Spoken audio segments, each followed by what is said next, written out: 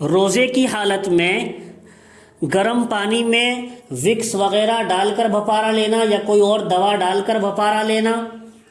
تو خلاصہ یہ ہے پانی میں دوا ڈال کر بھپارا لینا یا صاف پانی کی بھاپ کا بھپارا لینا، ان دونوں صورتوں میں روزہ ٹوٹ جائے گا۔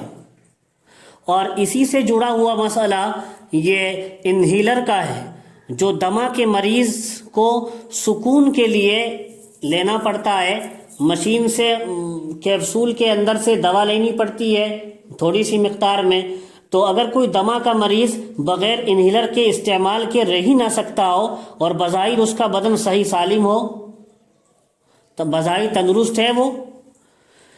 تو روزے کی حالت میں انہیلر سے روزہ ٹوٹ جائے گا۔ عام مفتیان کرام کا فتویٰ یہی ہے، کیونکہ سانس کے ذریعے سے دوا کے ذرات جو اس کیپسول کے اندر سے جاتے ہیں وہ اندر تک پہنچ جاتے ہیں، لیکن جو آدمی تندرست ہے، صرف دمہ کا ہی مریض ہے، اور فرض کر لو زندگی بھر اسے ٹھیک ہونے کی امید بھی نہیں ہے، تو مفتی سلمان صاحب منصور پوری جو ہندوستان کے بڑے مفتیان کرام میں سے ہیں، ان کی رائے اور بعض علماء کی رائے یہ ہے، اور حضرت نے اس کو محتاط رائے کہا ہے کہ محتاط رائے ہے، اس میں احتیاط زیادہ ہے اور اس کا فرض یقینی طور پر ادا ہو جائے گا۔ وہ کیا ہے محتاط رائے؟ وہ یہ ہے کہ دمہ کا مریض اس وقت تو انہیلر کے ساتھ ہی روزہ رکھ لے، رمضان میں روزہ رکھ لے، انہیلر کا استعمال بھی کرتا رہے، بعد میں اللہ تعالیٰ اس کو شفا دے تو قضا کر لے، اگر تندرست ہو جائے تو قضا کر لے، لیکن اگر موت تک صحت مند نہ ہو سکے، انہیلر اس کا نہ چھوٹ پائے اور قضا نہ کر سکے، تو چھوٹے ہوئے روزوں کا فدیہ دے دے۔ اور ویسے عام مفتیان کرام کا فتویٰ یہی ہے کہ انہیلر سے روزہ ٹوٹ جائے گا، بس بعد میں یا تو قضا کرے گا یا فدیہ دے گا، لیکن محتاط رائے یہی ہے کہ انہیلر استعمال کرنے کے ساتھ ساتھ رمضان کا روزہ رکھ لے، بعد میں اللہ تعالیٰ شفا دے تو قضا بھی کر سکتا ہے، اور اگر تندرست نہ ہو پائے، قضا نہ کر سکے، تو پھر چھوٹے ہوئے روزوں کا فدیہ دے دے۔ تیسرا مسئلہ ہے شوگر میں انسولین کا انجیکشن لگوانا۔ اس میں ڈاکٹروں کی تحقیق یہ ہے کہ دوا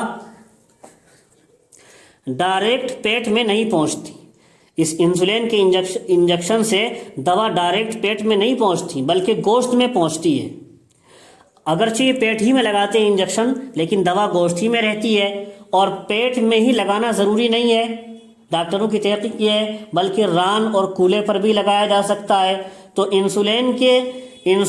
کے انجیکشن کا حکم عام انجیکشن کے حکم کی طرح ہی ہے۔ ظاہر ہے جب وہ دوا گوشت میں رہتی ہے تو اس کو ران اور کولے پر لگا لیا جائے تاکہ پیٹ کی طرف سے اور ہی اجتماع ختم ہو جائے، تو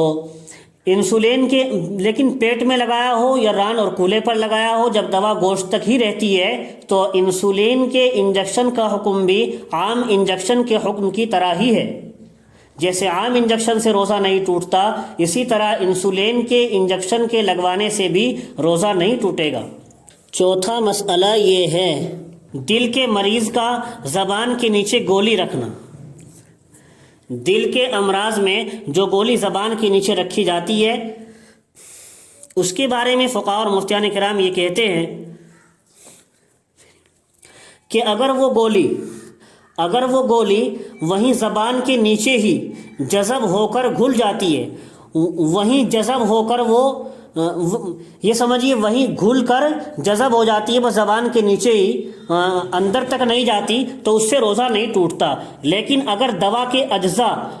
تھوک کے ساتھ مل کر حلق کے راستے سے اندر چلے جاتے ہیں تو روزہ ٹوٹ جائے گا اس صورت میں۔